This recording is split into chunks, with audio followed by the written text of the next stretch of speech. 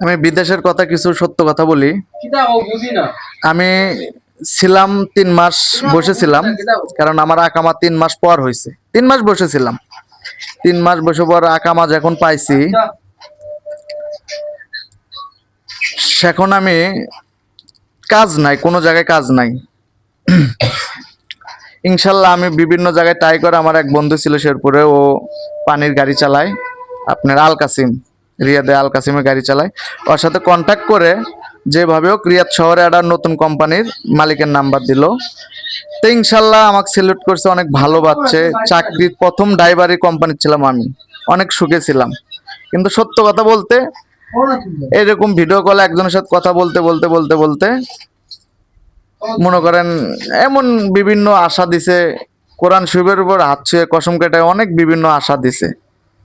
আমিও কিরকম জানি হঠাৎ একটা লোভে পড়ে গেছিলাম যে দেশে গেলে তো তাহলে অনেক ভালো থাকবো। এই লোভটা কাজ করে আজ আমি ধ্বংস হয়ে গেছি, আর সে এখন রাজা।